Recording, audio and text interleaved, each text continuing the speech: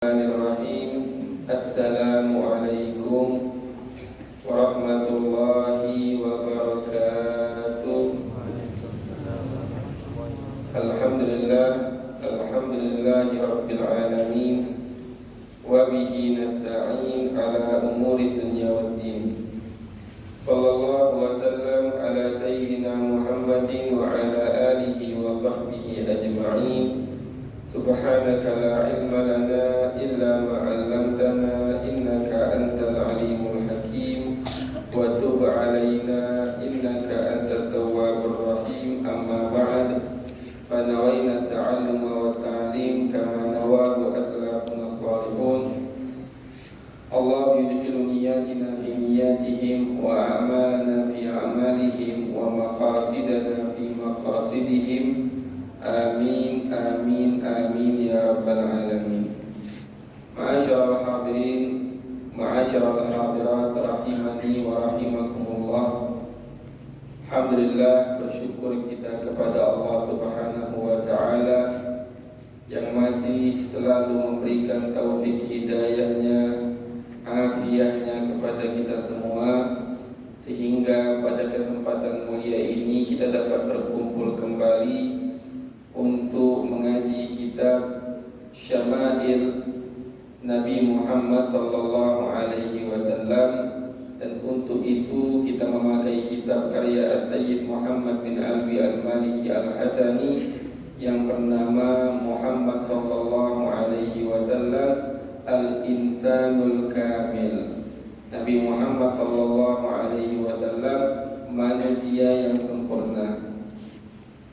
Kita di pertemuan yang lalu alhamdulillah masih dalam pendahuluan kitab yang disampaikan oleh Abu Ya Sayyid Muhammad bin Alwi Al-Maliki Al-Hasani. Kemarin kita menyampaikan dua syair Asy-Syaikh Umar Ibn Al-Farid.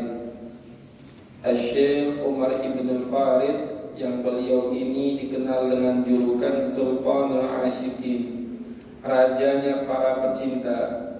Kenapa? Karena beliau sangat populer dengan besarnya cinta beliau kepada Allah, cintanya kepada Rasulullah sallallahu alaihi wasallam, dan kecintaan kepada orang-orang soleh. Beliau melontarkan syair yang menurut sebagian ulama, apa sih syair yang paling bagus, bait syair yang paling bagus dalam memuji Nabi? Sebagian ulama mengatakan dua bait syair ini yang kemarin kita sampaikan, kamulat mahasinuhu falau ahdatsana lil badri inda tamamihi lam yukhsafi wa ala tafannuni wasifihi biwasfihi yafna zaman wa fihi ma lam yusafi. Sempurna keindahan-keindahan Nabi Muhammad sallallahu alaihi wasallam. Jikalau kesempurnaan Nabi itu, Nabi sallallahu alaihi wasallam, cahaya dari kesempurnaannya Nabi berikan hadiah kepada rembulan ketika sedang terjadi gerhana, maka sungguh bulan tak bakal bergerhana, tak jadi gerhana, dikarenakan cahaya Nabi Muhammad sallallahu alaihi wa ala alihi wa sahbihi wasallam. Dan beliau lanjut, meskipun banyak sekali macam-macam para ulama, para sahabat, para solihin menyifati Nabi, memuji Nabi sallallahu alaihi wasallam dengan sifat-sifat yang indah, yafna zaman wa fihi ma lam yusafi. Sampai zaman habis masih banyak sekali pada diri Nabi Muhammad sallallahu alaihi wasallam hal-hal yang belum disebutkan, belum disifatkan untuk beliau. Asy-Syaikh Umar Ibn Al-Farid, ketika beliau keluar dari lidah beliau syair ini, beliau sangat senang. Sampai-sampai dikarenakan sangat bahagianya beliau, serasa seakan-akan rohnya mau terbang, saking senangnya. Kok bisa ucapan indah ini keluar dari lidah beliau radhiyallahu anhu. Ada yang mengatakan syair terbaik, bait terbaik dalam memuji Nabi Muhammad SAW adalah satu bait dari kitab Qasidah Burdah. Apa? Fama belagul ilmi fihi annahu basyarun wa annahu khairu khalqillahi kullihimi. Maka puncak pengetahuan kita sebagai makhluk, puncak pengetahuan kita tentang Nabi, annahu basyarun, bahwasanya beliau ini manusia yang sempurna, manusia yang sempurna. Wa annahu khairu khalqillahi kullihimi, dan bahwasanya Nabi Muhammad itu makhluk Allah yang terbaik. Puncak pengetahuan kita hanya seperti itu. Sisanya, kata al-imam tabi'in, pimpinannya para tabi'in, Sayyidina Uwais al-Qarni, itu ketika bertemu dengan sahabat, beliau mengatakan, beliau padahal tabi'in, beliau mengatakan, apa yang kalian ketahui tentang Nabi Muhammad hanya seperti kita mengetahui bayangan. Kita kalau lihat bayangan seseorang, tidak tahu secara utuh bagaimana gambarannya, masih sangat jauh dari kesempurnaan orang tersebut. Itu yang diibaratkan oleh al-imam pimpinan para tabi'in Uwais al-Qarni.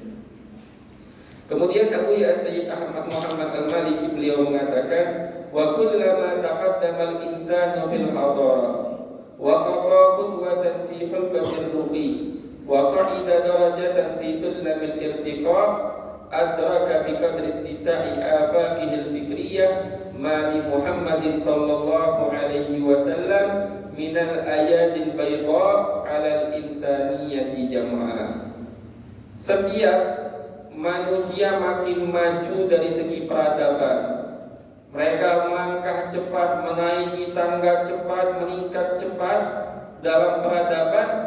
Pasti mereka akan menyadari dan mengetahui betapa besarnya peran Nabi Muhammad SAW dalam kemajuan peradaban. Dia mengetahui sesuai, kata Abu Sayyid Muhammad al-Maliki, sesuai kadar keluasan cakrawala ilmunya, sesuai keluasan cakrawala ilmunya. Semakin alim dia, semakin banyak mempelajari sejarah, baik dia muslim ataupun non muslim, pasti dia sadar sangat besar sekali perannya Nabi Muhammad sallallahu alaihi wasallam dalam kemajuan peradaban.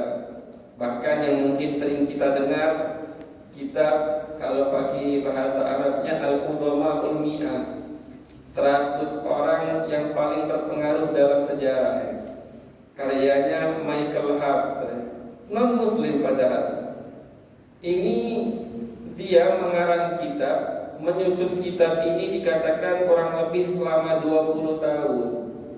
Dia pelajari dan ia jadikan yang nomor satu paling berpengaruh, yaitu Muhammad. Kalau kita mengenal Nabi Muhammad SAW. Dan yang aneh, padahal dia ini Kristen, dia jadikan Yesus di nomor 3. Nomor 2-nya bukan Nabi, Isaac Newton atau siapa, dijadikan nomor 3. Sampai-sampai ini menjadi kontroversi, orang-orang banyak protes. Dia pun mengatakan, aku perhatikan Muhammad ini yang paling berpengaruh. Kalau Muhammad dari segala bidang itu masuk, dari segi perang, dari segi mengatur harta rampasan perang, menjadi orang tua, menikah. Sedangkan Nabi Isa sebagaimana dikatakan akan menikah nanti di akhir zaman. Jadi Nabi Muhammad SAW contoh dari setiap aspek kehidupan, Nabi ada contohnya dan paling sempurna. Makanya dikatakan terlepas orang itu muslim atau non muslim, jikalau dia kenal dengan Nabi Muhammad SAW sudah dipastikan pasti cinta. Kenapa demikian? Karena fitrah manusia sebagaimana yang pernah kita sampaikan, fitrah manusia itu menuntut cinta kepada seseorang dikarenakan salah satu daripada 3 hal. Yang pertama, dikarenakan adanya keindahan pada diri orang yang dicintai, baik keindahan paras zahir atau keindahan batin yang sering kita sebut dengan budi pekerti. Yang kedua, dikarenakan kesempurnaan orang yang dia cintai, lebih sempurna di pandangannya ketimbang yang lain walaupun sama-sama indah. Dan yang ketiga, dikarenakan dikarenakan ada hutang budi, pernah menyelamatkan dari kematian atau pernah memberikan pemberian yang sangat hebat. Ini termasuk salah satu daripada penyebab cinta. Dan subhanallah, segala hal itu terdapat pada diri Nabi Muhammad SAW. Maka yang terlepas seorang hamba dia muslim atau non muslim, jikalau kenal dengan Nabi Muhammad sudah pasti cinta. Kemudian Abu Said Muhammad Al-Maliki beliau berkata, padahal telah berlalu setelah Nabi Muhammad SAW wafat, telah berlalu 14 abad, tapi terus senantiasa kebesaran Nabi, keagungan Nabi SAW masih memenuhi hati-hati. Pendengaran-pendengaran kita, penyebutan-penyebutan Nabi, nyanyian-nyanyian untuk memuji Nabi, terus selalu membuat diri kita ini melayang haus akan sumber ilham Allah Subhanahu wa Ta'ala ini. Dan jikalau kita perhatikan keagungan Nabi, kata Abu Said Al-Maliki, bukan dikarenakan kefanatikan satu kelompok, bukan dikarenakan jabatan duniawi, bukan dikarenakan harta, bukan dikarenakan umat yang mengikuti beliau umat yang hebat, bukan dikarenakan nasab. Ini semua dikarenakan memang murni keagungan sosok Nabi Muhammad SAW, dikarenakan kesempurnaan akhlak beliau, dikarenakan beliau menjadi tauladan yang paling sempurna dalam setiap bidang kehidupan manusia, dan dikarenakan beliau mempunyai peran yang sangatlah besar dalam kehidupan dunia ini. Sampai-sampai ada seorang ulama, Abul Hasan An-Nadawi. Kalau thalabah sering baca kitab, ada kitab Qisasun Nabiyin. Ada itu karyanya Abul Hasan An-Nadawi. Abul Hasan An-Nadawi itu mengarang kitab, ada kitab bagus. Namanya Mada Khasiral Alamu Binhitatil Muslimin. Mada Khasiral Alamu Binhitatil Muslimin. Apa sih kerugian yang dirasakan oleh alam semesta ini sebab kemerosotan muslimin pada saat ini? Banyak sekali disebut oleh beliau. Nabi Muhammad SAW itu membawa syariat dalam keadaan alam semesta ini hukum rimba, hampir dikatakan. Yang kuat berkuasa. Jikalau di suatu kota, suatu negeri, ada orang yang mempunyai jabatan, kabilahnya, keluarganya banyak, kabilahnya besar, mereka aman. Apabila ada seorang yang tidak punya keluarga di situ, orang asing, itu dalam keadaan yang sangat mengkhawatirkan. Harta mereka bisa dirampas, mereka dianggap hampir sama, walaupun tidak sama, hampir dikategorikan sama seperti budak. Dan bahkan sangat banyak sekali, sering sekali terjadi, banyak yang dijadikan hamba dikarenakan kezaliman. Layaknya sebagaimana kisah Sayyidina Salman Al-Farisi. Beliau bukan hamba sahaya, di tengah jalan dikhianati, dijadikan budak. Ini keadaan negeri Arab, dan bukan hanya di Arab, di alam semesta pada zaman tersebut. Dan perbudakan makin banyak. Ketika Nabi Muhammad SAW datang, banyak sekali dalam syariat membawa ajaran-ajaran, barang siapa yang melakukan dosa ini, sebagai tebusannya bebaskanlah hamba sahaya, hingga hamba sahaya hilang dari alam semesta ini. Dan masih banyak lagi. Di dalam kitab tersebut beliau banyak sekali menyebutkan dampak-dampak keistimewaan yang dikarenakannya Nabi Muhammad SAW datang. Ini ketika hilang nilai-nilai ini dari orang-orang Muslim, alam semesta seluruhnya merasakan rugi. Di kitab tersebut yang bernama Mada Khasiral Alam bin Hiqatil Muslimin, beliau banyak sekali menyebutkan kerugian ini dirasakan oleh orang Muslim dan non-Muslim. Di antaranya yang pertama, orang-orang banyak mengalami kesulitan ekonomi. Banyak sekali. Wabil khusus di negara Muslim, ketika zakat tidak ditunaikan dengan cara yang semestinya, mereka tidak mengeluarkan zakat, atau mereka zakat tapi tidak sesuai aturan syariat, semaunya saja. Akhirnya yang miskin makin miskin, yang kaya makin kaya. Kesulitan ekonomi dikarenakan orang Islam tidak lagi mengikuti ajaran syariat Nabi Muhammad SAW. Yang kedua diantaranya kurangnya rasa aman. Makin banyak sekali terjadi kriminal-kriminal. Yang ketiga diantaranya kehancuran rumah tangga. Dengan banyaknya hal-hal yang menyalahi moral, rumah tangga banyak yang hancur. Bahkan tiap tahunnya ribuan, bahkan puluhan ribuan hanya di Indonesia, belum di negara-negara yang lain. Yang keempat, kehancuran moral. Zina terjadi di mana-mana, riba terjadi di mana-mana. Padahal dikatakan oleh ulama, zina itu dari syariatnya Nabi Adam hingga hari kiamat tidak akan pernah halal. Dulu tak pernah halal dan sampai hari kiamat tidak pernah halal. Dulu di zaman jahiliyah, walaupun banyak terjadi kasus zina, tapi itu hanya berlaku di kalangan para hamba sahaya. Makanya mereka para wanita Quraisy ketika Fathu Makkah, Nabi SAW menyuruh mereka untuk baiat. Ketika mereka membaiat Nabi, di antara syarat baiatnya untuk tidak berzina. Ada salah satu wanita berkata, apakah wanita yang merdeka pernah berbuat zina? Merasa takjub, ingkar. Ini hanya berlaku di kalangan hamba sahaya. Ketika Nabi SAW datang, meskipun dari hamba sahaya tidak berlaku lagi.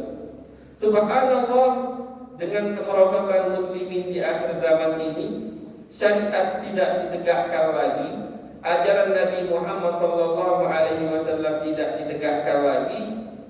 Yang dirasakan oleh umat di akhir zaman, moral makin hancur, budi pekerti makin rusak. Zina terjadi di mana-mana, dan ini memang sudah diramalkan oleh Nabi Muhammad SAW bahwasannya di akhir zaman akan terjadi banyak sekali kasus wanita-wanita mengumbar aurat. Zina terjadi di mana-mana. Itu tanda akhir zaman. Bukan berarti jikalau banyak yang mengamalkan itu benar. Banyak atau sedikit bukan menjadi patokan ini salah atau benar. Banyak atau sedikit bukan menjadi patokan itu salah atau benar. Sedikit di zaman dulu, zina apakah benar? Salah. Banyak di akhir zaman, zina apakah benar? Tetap salah hingga akhir zaman. Dan masih banyak sekali hal-hal penting yang sangat penting bagi seorang da'i, bagi seorang muallim, bagi seorang ustaz atau ustadzah untuk mewanti-wanti seputar hal ini, dikarenakan hal ini sudah diramalkan oleh Nabi Muhammad sallallahu alaihi wasallam. Setidak-tidaknya jadilah seperti katak yang ingin memadamkan api yang besar ketika hendak membakar Nabi Ibrahim alaihissalam. Keterpihakan kita itu menjadi penentu. Adapun yang dapat mengubah hanyalah Allah Subhanahu wa ta'ala. Kemudian kita lanjut. Abu Ya Sayyid Muhammad Al-Maliki beliau berkata, yang bikin beliau ngarang kitab ini, beliau pada suatu hari lagi merenungkan satu ayat, Al-yawma akmaltu lakum dinakum wa atmamtu alaikum ni'mati wa raditu lakumul Islam dina. Allah Ta'ala berfirman, hari ini telah aku sempurnakan bagi kalian agama kalian, dan aku sudah sempurnakan nikmatku kepada kalian, dan aku ridhai kalian dengan agama Islam sebagai agama. Sayyid Muhammad Al-Maliki beliau merenungkan ayat ini. Setelah direnungkan oleh beliau merenungkan 4 hal.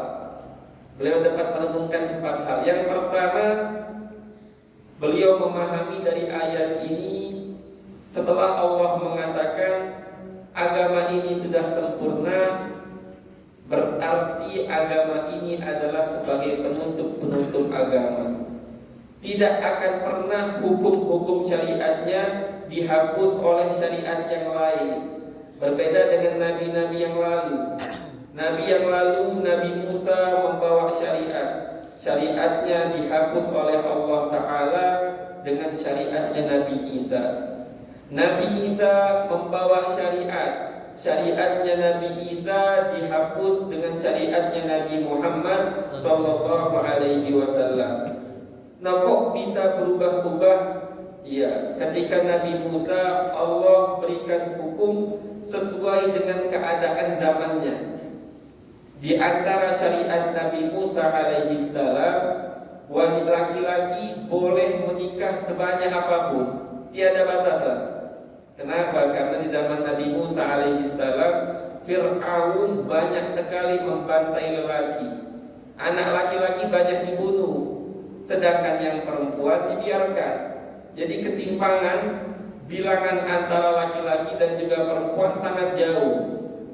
Kemudian di zaman Nabi Isa, subhanallah, bilangan laki-laki dan bilangan wanita sama banyak, 1:1. Jikalau satu laki-laki menikahi banyak wanita, yang lain tidak dapat jatah, tidak kawin. Diubah syariat di antaranya. Zaman Nabi Isa tidak boleh lebih dari 1.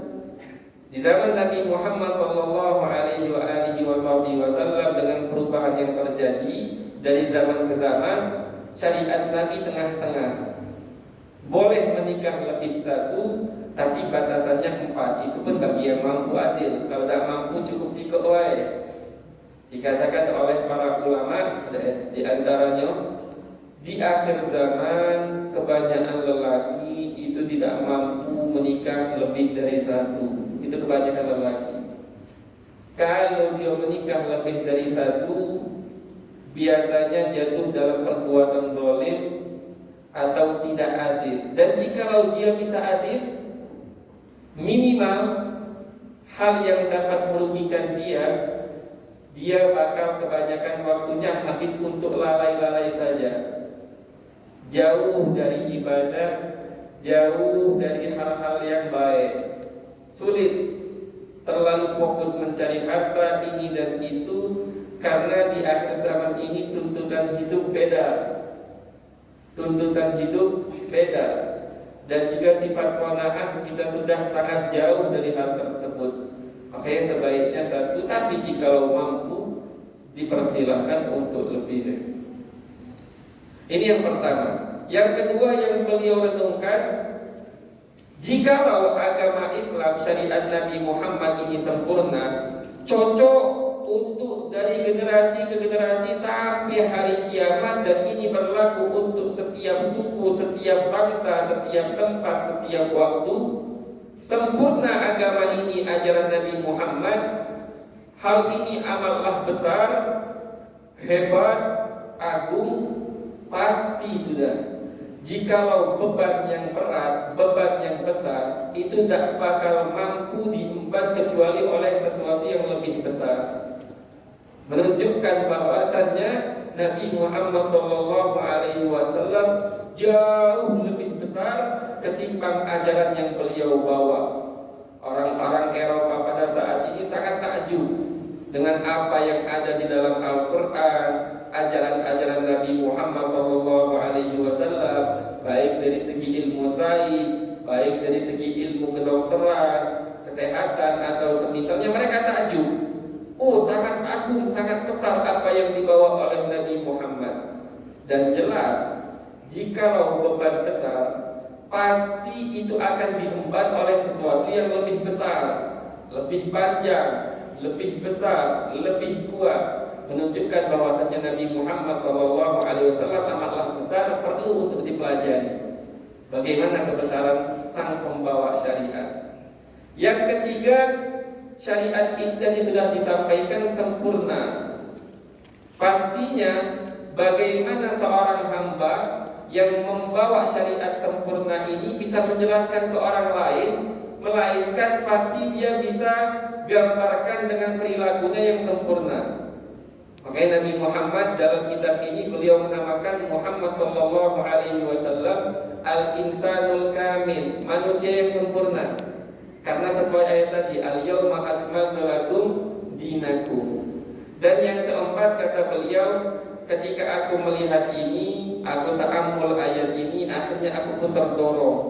Aku ingin ikut menulis tentang hakikat kebesarannya sang pembawa syariat, yaitu Nabi Muhammad sallallahu alaihi wasallam. Kamalu mawahibihil aliyah wa sifatihi saniyah. Itu pendahuluan beliau, kita hanya baca sedikit. Kita mau masuk ke inti pembahasan, yaitu tentang syama'il beliau. Sayyid Muhammad bin Alwi al-Maliki al-Hasani memulai dengan kamalu taharati nasabihi syarif, kesempurnaan sucinya nasab Nabi Muhammad sallallahu alaihi wasallam yang mulia. Qala Ibnu Abbas qala Rasulullah sallallahu alaihi wasallam ma waladani min sifahil jahiliyyah syai'un ma waladani illa nikahul Islam. Rasulullah sallallahu alaihi wasallam bersabda, aku tidak dilahirkan dari perbuatan zinanya orang jahiliyah sedikit pun. Tidak ada ibu, ayah, ibunya lagi, ayahnya lagi, sampai ke Nabi Adam, tidak ada satupun yang pernah berbuat zina sehingga terlahirlah Nabi Muhammad. Tidak ada. Ma waladani illa nikahul Islam. Tidak aku dilahirkan kecuali dari pernikahan yang sesuai dengan ajaran Islam. Dan ada seorang ulama yang bernama Hisham bin Muhammad al-Kalbi. Dari ayahnya beliau meriwayatkan, ayahnya ini menulis 500 ibu. Jadi ibunya Nabi, ibunya bang ke ibunya, ayahnya bang ke ibunya, 500 wanita nenek moyangnya Nabi ditulis sama salah satu ulama, tidak ada satupun yang dia temui melakukan perbuatan buruk atau hal-hal yang tidak baik yang pernah dilakukan oleh orang jahiliyah, seperti penyembahan berhala atau semisalnya. Dalam firman Allah Subhanahu wa taala berfirman, wa taqallubaka fis sajidin, dan pemindahan engkau dari tempat ke tempat berada di sulbinya orang-orang ahli sujud. Nah, ada sebagian ulama menimbulkan pertanyaan. Katanya semua kakek moyang Nabi, ibu-ibu Nabi, ayah-ayah Nabi, mereka tidak ada yang menyembah berhala. Lalu bagaimana? Katanya Nabi keturunan Nabi Ibrahim. Nabi Ibrahim anaknya Azar. Di Al-Quran sering wa idh qala Ibrahimu li abihi Azar. Nabi Ibrahim berkata kepada ayahnya Azar. Ini para ulama menjawab, ab dalam bahasa Arab, abun itu artinya memang betul ayah. Tapi sering orang Arab zaman dahulu memanggil paman itu dengan panggilan ayah. Sangat sering sekali. Azar pada hakikatnya kata ulama itu bukanlah ayah kandung Nabi Ibrahim, melainkan Azar itu adalah paman yang dijadikan seperti ayah oleh Nabi Ibrahim alaihi salam. Tapi sebagian ulama mengatakan tidak, Azar tetap ayah kandungnya Nabi Ibrahim. Nah, gimana bisa? Kok ada salah satu kakek moyangnya Nabi menyembah berhala?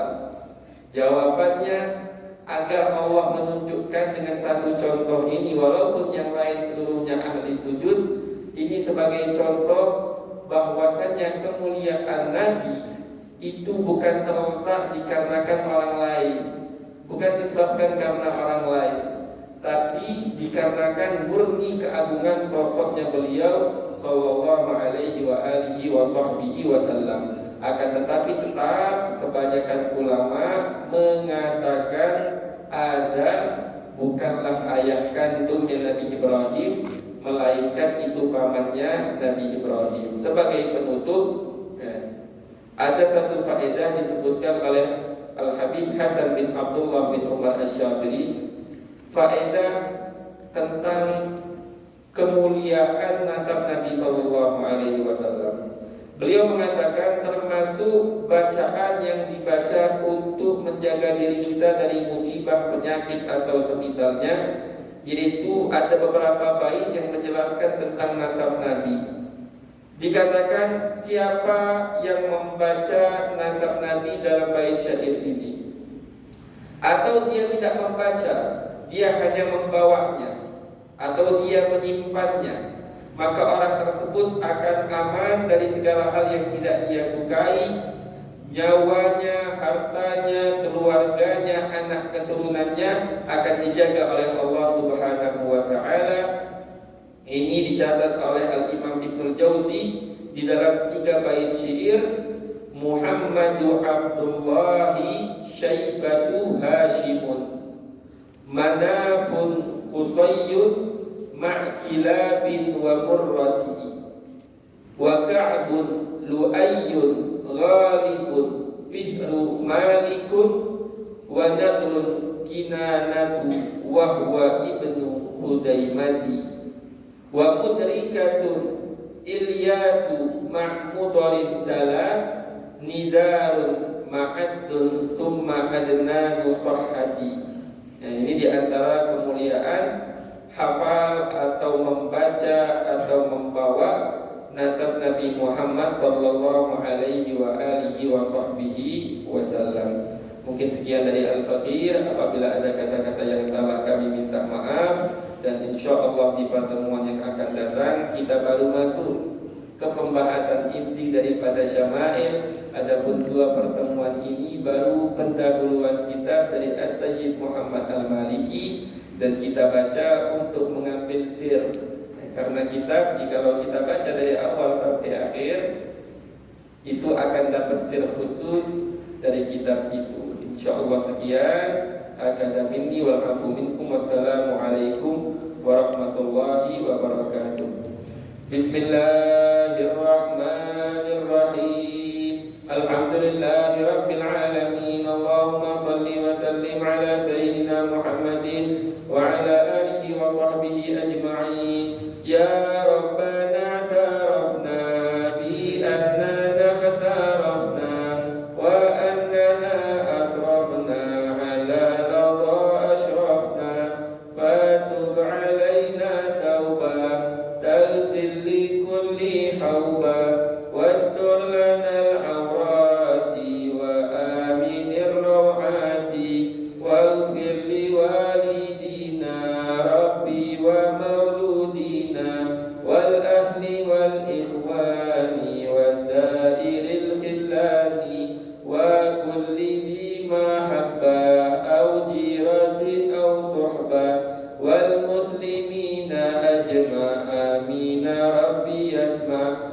fadlan wa judan manna la biktisabin minna bil mustafa rasuli nahdha bi kulli suli salla wa sallam rabbi alaihi addal habbi wa alihi wa sahbi idada tashis suhbi walhamdulillahi fil bad'i wat tanahi. Subhanakallahumma wa bihamdika asyhadu an la ilaha illa anta astaghfiruka wa atubu ilaik. Wa sallallahu ala sayyidina Muhammad